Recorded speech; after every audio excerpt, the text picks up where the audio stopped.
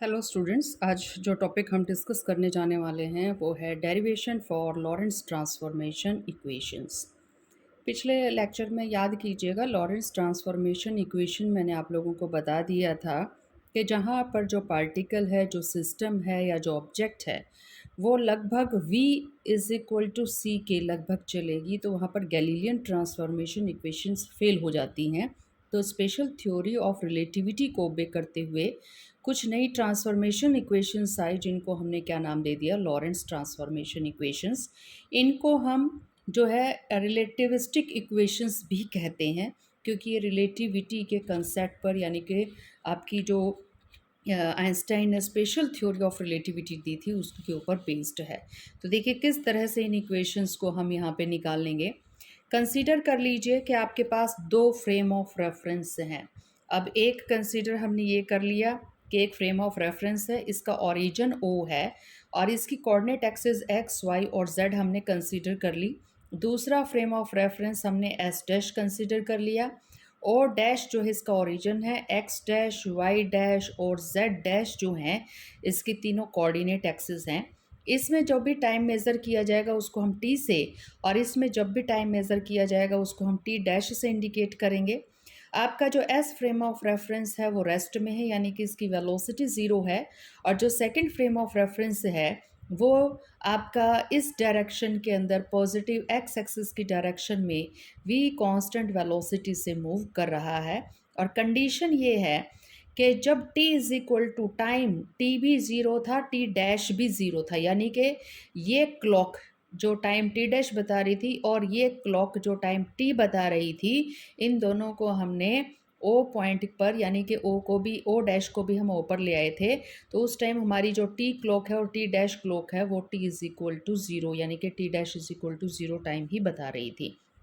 फिर हमने क्या किया, हमने यहाँ पर एक पॉइंट सोर्स जो है वो ऑन कर लिया। अब पॉइंट सोर्स देखिए, कोई भी लाइट का सोर्स जो होगा वो क्या करेगा, वो हमारी लाइट जो है रेडिएशंस निकालेगा। विजिबल लाइट की हम बात कर रहे हैं, आपको पता है विजिबल लाइट जो है ट्रांसवर्स वेव्स निकालती है क्रस्ट और ट्रफ की फॉर्म में।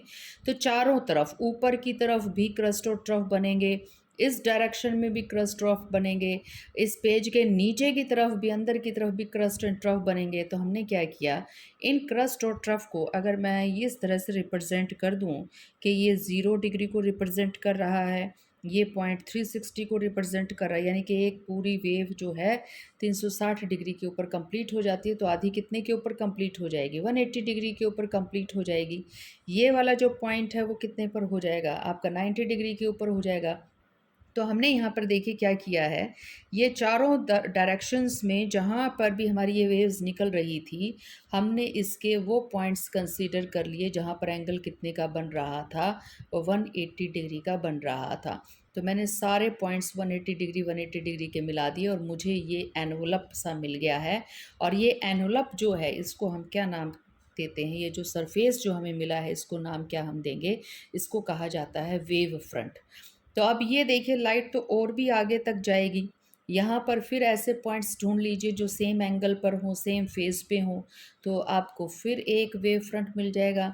टाइम और इंक्रीज करते जाइए तो ये सर्कल, ये वेव फ्रंट आपका और बड़ा होता चला जाएगा। तो यहाँ पर हमने क्या कंसिडरेशन ली है कि वो पॉइंट के ऊपर एक पॉइंट सोर्स रख दिया है और हमने देखा टी टाइम बीत गया। तो टी टाइम बीत गया तो ओ से लाइट कहाँ तक पहुँच गई, इतना डिस्टेंस ट्रेवल कर गई। डिस्टेंस कैसे निकालेंगे, आपको लाइट की स्पीड पता है 3 × 10⁻⁸ मीटर पर सेकेंड, आपको टी पता है, टाइम दे रखा है, तो डिस्टेंस निकल जाएगा c × t से। तो लाइट जो है यहाँ पर सी टी डिस्टेंस ट्रेवल कर चुकी, यहाँ पर भी, यहाँ पर भी, ये पूरा जो है आपका एक स्फीयर बन जाएगा। तो ये आपका जो है ना, इस तरह से इसके अंदर आपके पास वो लाइट सोर्स है और उस लाइट सोर्स से चारों डायरेक्शंस में क्या कर रही है, लाइट निकल रही है। सेम काम हमने यहाँ पर भी किया है, ओ डैश के ऊपर भी एक जो है पॉइंट सोर्स रख दिया और हमने टाइम कितना बीत जाने दिया, टी डैश। तो टी डैश बीत जाने के बाद हमें पता लाइट तो मूव करती जाएगी ना, तो कितना डिस्टेंस मूव करेगी टी डैश टाइम तक, सी इंटू में टी डैश, और हर डायरेक्शन के अंदर करेगी। तो एक वेव फ्रंट हमारा ओ डैश ऑब्जर्वर से देख रहे हैं, ये वाला, और ये जो वेव फ्रंट है ये हम कहाँ से देख रहे हैं, ओ ऑब्जर्वर से देख रहे हैं। तो हमने ये कंसीडर कर लिया किसी टाइम टी दोनों जो क्लॉक्स हैं एस के अंदर भी और एस डैश के अंदर भी दोनों ही कोइंसाइड्स कर गई हैं t is equal to t dash, और दोनों इकट्ठी स्टार्ट करेंगे हम। और ये इकट्ठी हैं कहाँ पर, दोनों आपकी कहाँ पर हैं, आपका ओ डैश भी किसकी पॉइंट के ऊपर है, ओ पॉइंट के ऊपर है। तो सोचिएगा t is equal to zero, t dash is equal to zero के बाद फिर अब ये ओ डैश आपका चलना स्टार्ट हो गया और टी डैश टाइम तक वो ये पोजीशन ले चुका है, यानी कितना डिस्टेंस जो है वो ट्रैवल कर चुका है। Consider point source of light is placed at O at time t is equal to 0. Point source emit light in all the directions. Take all points in space which are in phase and form a surface, and that is known as a wavefront. तो ये envelope पे जितने भी points हमें मिलने वाले हैं, आप चाहे इन एनवलप पे देखिए, इस वेव फ्रंट पे देखिए, चाहे आप अंदर वाले पे देखिए, हर जगह पर आपकी जो लाइट है वो किस में होगी, फेज़ के अंदर होगी। सारे के सारे या तो आप 90 डिग्री पे ले रहे हैं, या सारे के सारे आप 180 पे ले रहे हैं, या सारे सारे 360 पे ले रहे हैं। तो आपके एंग जो पॉइंट्स हैं वो कैसे होने चाहिए, सेम होने चाहिए। तो ये आपको वेव फ्रंट के ऊपर ऐसे पॉइंट्स का लोकस है ये, जिस पर सारे जो आपके पॉइंट्स हैं वो सेम फेज़ के ऊपर हैं, इनको वेव फ्रंट हम नाम देते हैं। For a point source the wave front is of spherical shape. Point source के लिए चारों डायरेक्शंस में इक्वल डिस्टेंस ट्रेवल करती है लाइट इक्वल टाइम के लिए, and a spherical shape is form of the wave front, and this spherical shape is known as spherical wavefront. And as light moves with velocity c, तो time t अगर आपका बीत गया, it will cover a distance of c t from the point source. तो point source से कितना distance travel करेगी C T, ये हम हमारे इस ग्राफ के अंदर या इस डायग्राम के अंदर हम बता चुके कि टी टाइम पर ये यहाँ पर लाइट जो है पहुँच चुकी होगी, और ये वाली रे यहाँ पे पहुँच चुकी होगी, और ये वाली रे यहाँ पहुँच चुकी होगी। तो सारी की सारी आपकी इक्वल डिस्टेंस ट्रैवल करेंगी इक्वल टाइम इंटरवल के लिए। तो अब ये स्फेरिकल शेप बनी है, तो स्फेरिकल शेप को आप ऐसे दे सकते हैं, x square plus y square plus z square. Radius कितनी बनी है, रेडियस यही तो बनी है ना, ये वाली, ये हर जगह रेडियस यही आ रही है, that is c into t. तो रेडियस आपके पास आ गया c square into t square. उसके बाद सेम एस डैश के लिए हमने जो नोटेशंस ली हैं कि S dash frame of reference है, और स्टार्ट हमने ओ डैश पे किया, t dash is equal to zero, उसके बाद वो वी वेलोसिटी से मूव करने लग गया है, और जो हमारी लाइट है वो क्या कर रही है, वो हमारी ये जो वेव फ्रंट है वो तो सी वेलोसिटी से मूव कर रहा है, लेकिन जो आपका ये है ना एस डैश, वो वी वेलोसिटी से मूव कर रहा है। तो ये ध्यान में रखिएगा। And after time T dash radius will be, तो अब ये देखिए ऑलरेडी बता चुके हैं कि इस केस में ये जो रेडियस है वो कितनी बनेगी, सी टी डैश बनेगी। तो अब इसके लिए स्फेरिकल शेल का फॉर्मूला, स्फेरिकल वेव फ्रंट का फॉर्मूला क्या हो जाएगा इस शेप को दिखाने के लिए, एक्स डैश का स्क्वायर प्लस वाई डैश का स्क्वायर प्लस जेड डैश का square is equal to c square into में टी डैश का स्क्वायर, क्योंकि सारी चीज़ आप S dash frame of reference में देख रहे हैं। आप क्या कीजिएगा, सी स्क्वेयर टी स्क्वेयर को इधर ले आइए तो इज इक्वल टू ज़ीरो हो जाएगा। सेम काम यहाँ पर भी कीजिएगा, सी स्क्वेयर टी डैश स्क्वेयर को इधर ले आइएगा नेगेटिव साइन के साथ, और ये आपके पास क्या हो जाएगा, ज़ीरो। तो हमने इक्वेशन नंबर 1 और इक्वेशन नंबर 2 जो है उनको कुछ इस तरह से लिख लिया है, equating both equation equal to zero. तो अब देखिए क्या थर्ड और फोर्थ इक्वेशन इक्वल नहीं हो गई है, क्योंकि उनका राइट हैंड साइड अगर इक्वल हो गया तो लेफ्ट साइड भी तो इक्वल हो जाएगी। तो हमने इन दोनों इक्वेशंस को इक्वल कर दिया। अब जो एस और एस डैश के बीच में चेंज आ रहा है वो सिर्फ अलोंग एक्स एक्सिस आ रहा है, वाई और जेड के अलोंग कोई मोशन ही नहीं हो रही। अगर वाई और जेड के along if there is no relative motion along y and z axis, तो वाई वाई डैश के इक्वल हो जाएगा और जेड किसके इक्वल हो जाएगा, जेड डैश के। तो कीजिए यहाँ पर वाई स्क्वेयर, ये आपका वाई डैश स्क्वेयर है, both are equal, cancel out हो जाएंगे। जेड स्क्वेयर को जेड डैश स्क्वेयर के इक्वल करके ये कैंसिल हो जाएगा। तो ये जो आपकी इक्वेशन नंबर 5 है ये कुछ इस तरह से चेंज हो जाएगी, वाई कैंसिल हो चुके, जेड कैंसिल हो चुके, बचा के आपका x square minus c square t square is equal to x dash square minus में सी स्क्वेयर और टी डैश स्क्वेयर। तो ये हमारी हो गई इक्वेशन नंबर 6। तो अब तक देखिए कुछ नहीं किया, दो स्फीयर्स की इक्वेशन निकाली है, वो स्फीयर वेव फ्रंट को रिप्रेजेंट कर रहे हैं, वाई और वाई डैश को इक्वल, जेड और जेड डैश को इक्वल कर लिया, और एक्स का सी टी और उधर से एक्स डैश और सी टी डैश को हम एक इक्वेशन में इक्वेट कर चुके हैं। अब देखिएगा, as s dash is moving with velocity v along positive axis after time t। अब टाइम क्या लिया गया है, t लिया गया है। तो t टाइम तो कहाँ कौन देख रहा है, इसका मतलब ऑब्जर्वर o देख रहा है। तो फ्रॉम o ने देखा, किसको देखा, o डैश को देखा। तो t टाइम के बाद o ने देखा o डैश को। सोचिएगा, ये था आपका o, टी टाइम के बाद इसने देखा ओ डैश को, जो कि कितनी वेलोसिटी से मूव कर रहा था, वी से।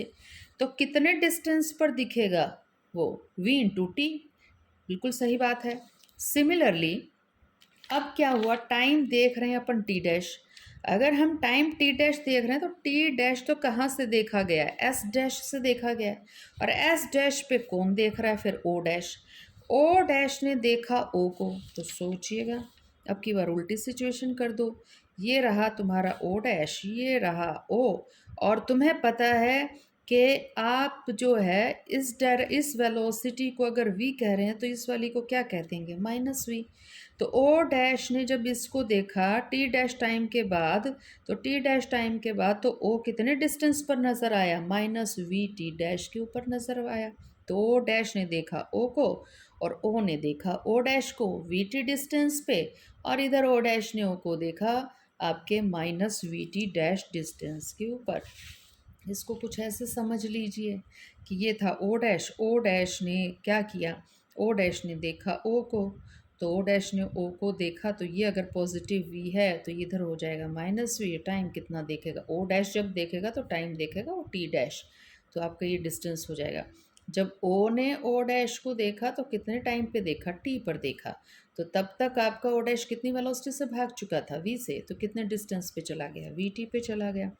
तो गैलीलियन ट्रांसफॉर्मेशन अगर हम यहाँ पर लगाएं, तो यहाँ पर अगर हमारे पास अगर कोई भी पॉइंट P हो, और वो P पॉइंट भी कहाँ है, इस फ्रेम ऑफ रेफरेंस में, यानी कि P पॉइंट भी V वेलोसिटी से भाग रहा है।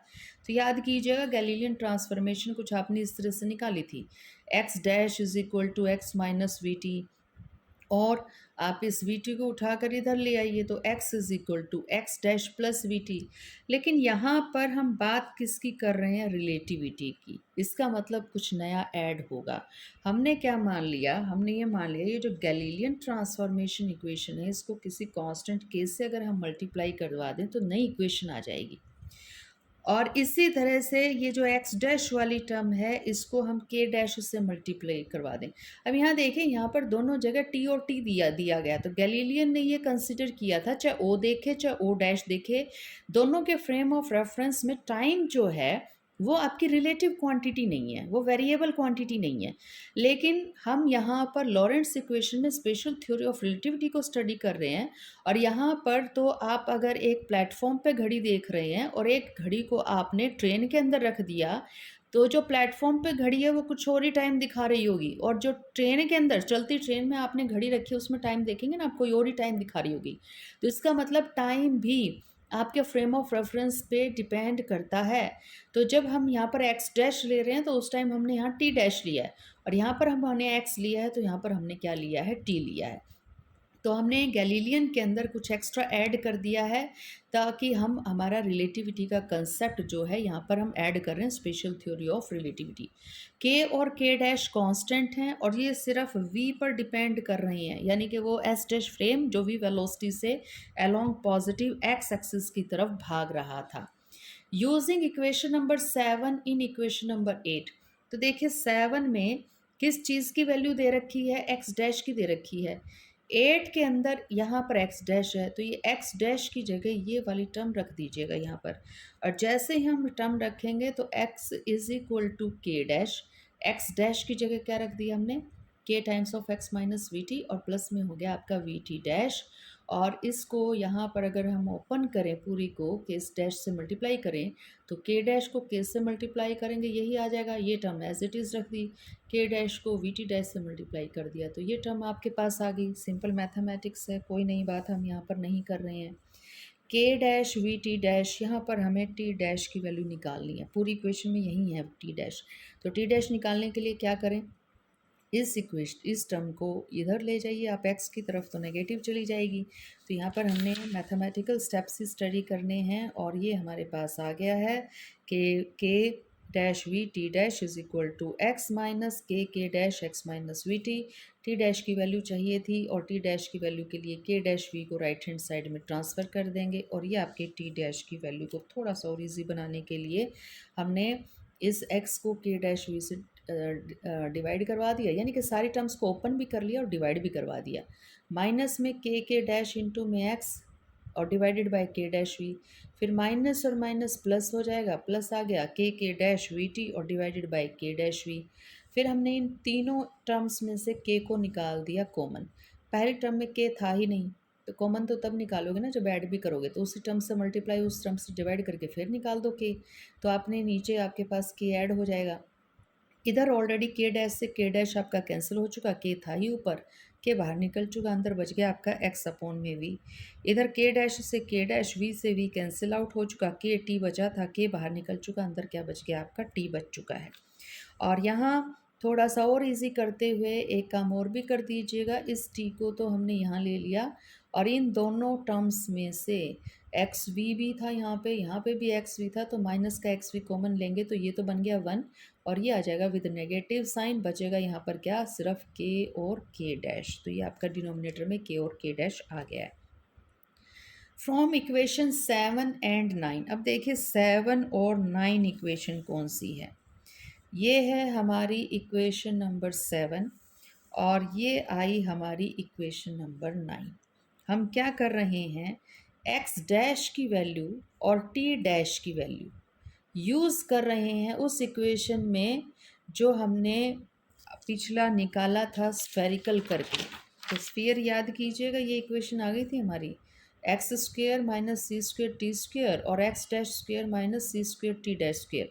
तो हम एक्स डैश की वैल्यू भी पता है हमें और टी डैश की वैल्यू भी पता है। तो एक्स डैश की वैल्यू कैसे पता है हमें, ये रही एक्स डैश की वैल्यू हमारी, तो ये पता है हमें एक्स डैश की, टी डैश की अभी हमने निकाली है, this is our T dash value. इन दोनों वैल्यूज़ को इस इक्वेशन में पुट कर दीजिएगा। तो कर दी हमने, यहाँ पर एक्स डैश की वैल्यू पुट कर दी है और ये हमने पुट कर दी हमारी टी डैश की वैल्यू। तो टी डैश की भी रख दी, एक्स डैश की भी रख दी। इन दोनों को क्या कीजिएगा, ओपन कीजिएगा। ओपन करेंगे तो एक्स माइनस वी टी का होल स्क्वेयर है, तो एक्स का स्क्वेयर प्लस में वी स्क्वेयर टी स्क्वेयर और माइनस में 2x वी टी आ जाएगा।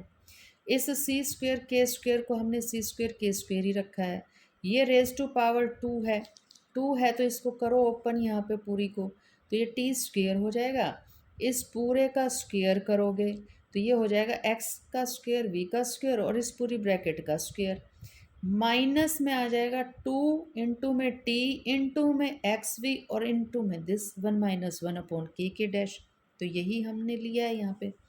इसको थोड़ा और सिंप्लीफाई कर लो, कैसे करो सिंप्लीफाई, आप क्या कीजिए, एक्स का स्क्वेयर यहाँ पे भी है, उसके बाद एक्स का स्क्वेयर यहाँ पे भी है, एक्स के स्क्वेयर की सारी वैल्यूज़ इकट्ठी कर लीजिए। तो हमने सारी वैल्यूज़ एक्स के स्क्वेयर की कर ली इकट्ठी। सिमिलरली फिर हमने क्या किया, हमने 2xt जहाँ पर भी था, यहाँ पे भी देखिए 2xt है, यहाँ पे भी 2xt है, तो 2xt की जितनी भी वैल्यूज़ थी, जितनी भी टर्म्स थी, वो हमने सारी इकट्ठी कर ली, तो ये 2xt की टर्म्स आ गई। उसके बाद हमने देखा टी स्क्वेयर की टर्म्स बच गई हैं सिर्फ हमारे पास, तो टी स्क्वेयर की टर्म्स कर ली। तो ये पूरी जो हमारी पूरी लंबी चौड़ी राइट हैंड साइड में बहुत सारी टर्म्स की इक्वेशन आ रही थी, उसमें हमने क्या किया है, कॉफिशेंट ऑफ एक्स स्क्वेयर देख लिया, कॉफिशेंट ऑफ एक्स देख लिया और कॉफिशेंट ऑफ टी स्क्वेयर देख लिया।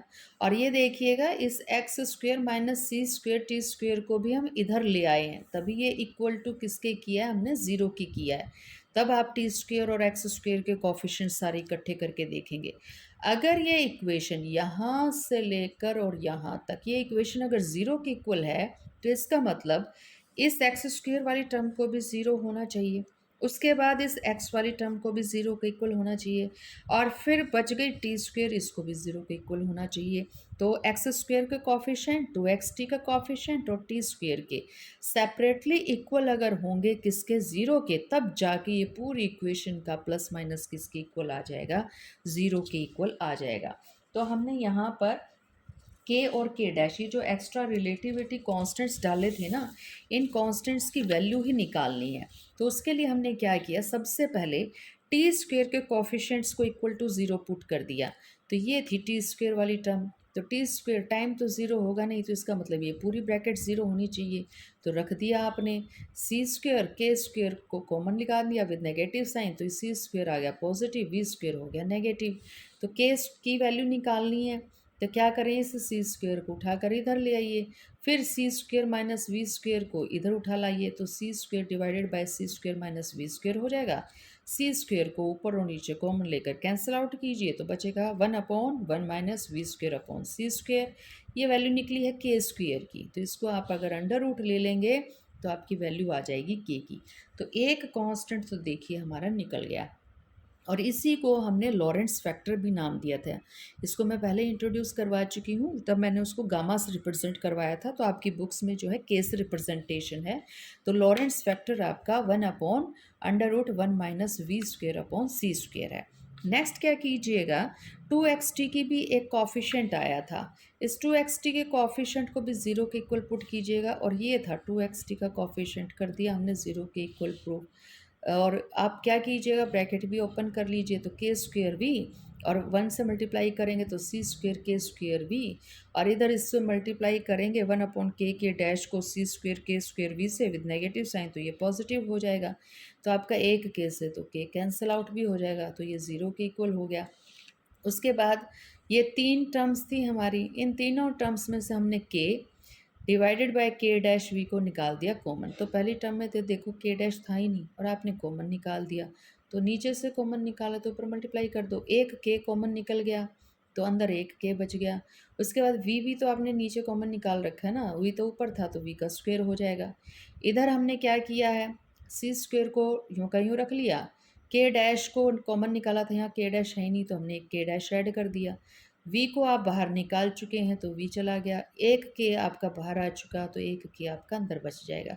इधर के से एक के कैंसिल आउट हो गया, के डैश नीचे से बाहर निकल गया, वी आपका नीचे से बाहर निकल गया, के एक ऊपर बचा था वो बाहर निकल गया, अंदर कौन रह गया, सिर्फ सी का square, and that is equal to zero. ये ज़ीरो के इक्वल हो गया।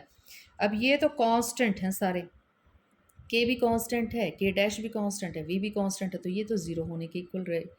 ये ब्रैकेट इसका मतलब ज़ीरो के इक्वल है। अगर ये ज़ीरो के इक्वल है तो कर दीजिए ज़ीरो के इक्वल, और यहाँ से क्या कीजिएगा, सी स्क्वेयर को तो ले आइए इधर, तो ये माइनस का सी स्क्वेयर हो गया।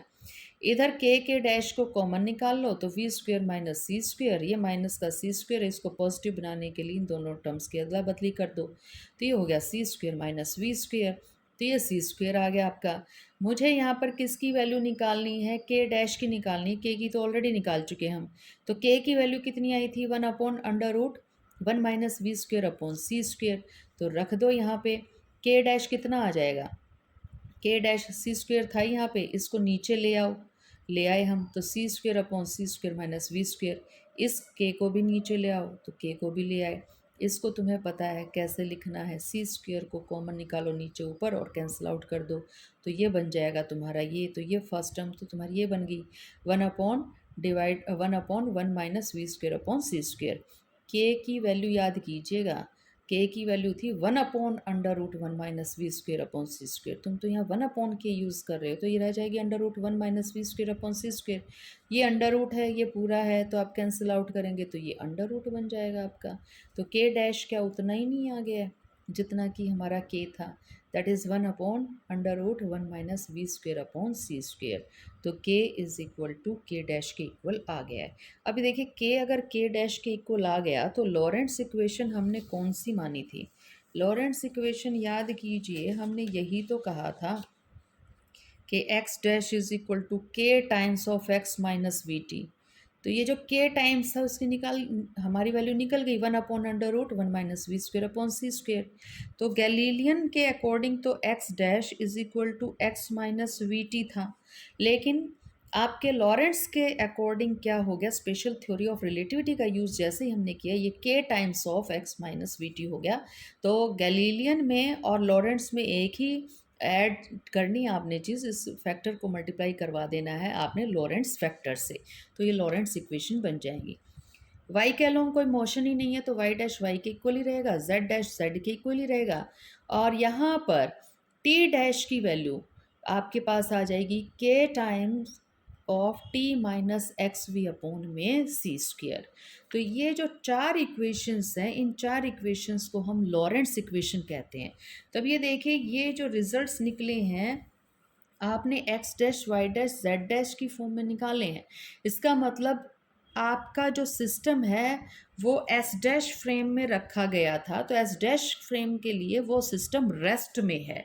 तो जो बॉडी अगर जहाँ पर रेस्ट में फील करती है अपने आप को, या जहाँ ऑब्जर्वर उसको रेस्ट में देख पाता है, इक्वेशन अगर उन पैरामीटर्स की टर्म्स में, उन कोऑर्डिनेट्स की टर्म्स में निकाली जाती है तो वो आपकी डायरेक्ट इक्वेशंस कहलाती हैं।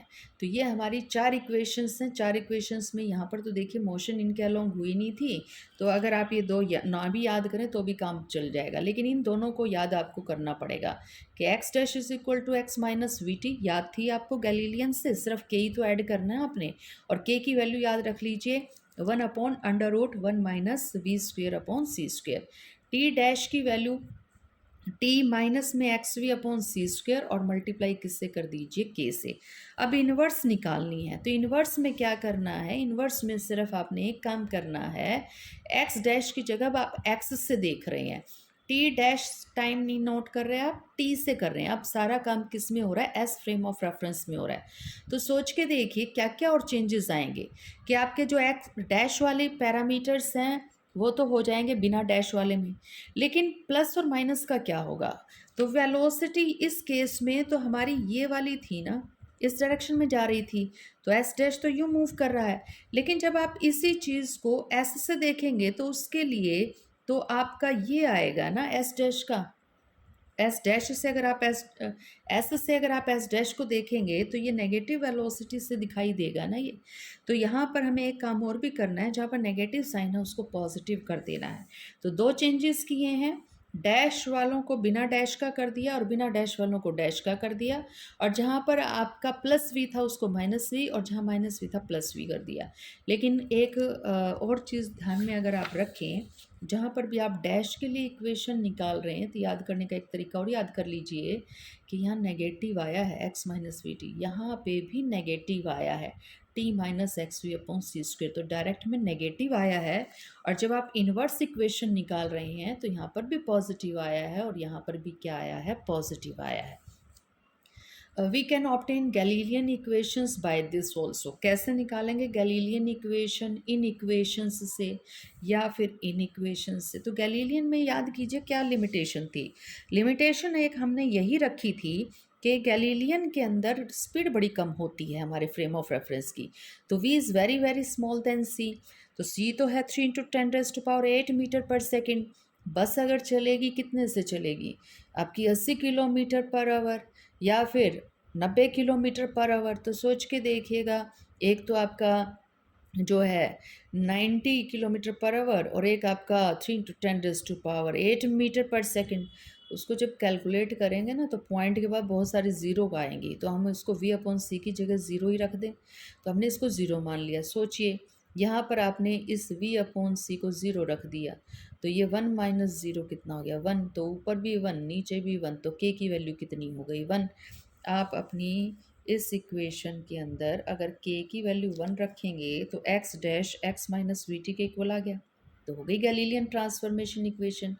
अब यहाँ पे भी आ जाइए, k को तो 1 रख दिया, लेकिन v upon C square, v upon सी को क्या रखा था, 0, तो ये टर्म तो आपकी 0 हो गई, x से मल्टीप्लाई करेंगे 0, तो बचा क्या, t माइनस 0, ये बच गया t, और t को k से मल्टीप्लाई 1 से किया तो t dash is equal to t के इक्वल हो गया। तो हमारी गैलीलियन ट्रांसफॉर्मेशन इक्वेशंस निकल आती हैं लॉरेंट्स इक्वेशंस से, अगर हम एक कंडीशन लगा दें कि v upon c is very small because the systems are moving with very less velocity as compared to the speed of light। तो t डैश t के इक्वल जैसे कि गैलीलियन में था, और x dash is equal to x minus we t के equal हो गया है। तो ये थी हमारी लॉरेंस ट्रांसफॉर्मेशन इक्वेशंस, और इन इक्वेशंस की आगे क्या क्या कॉन्सिक्वेंसेस है वो हम नेक्स्ट वीडियो के अंदर देखेंगे।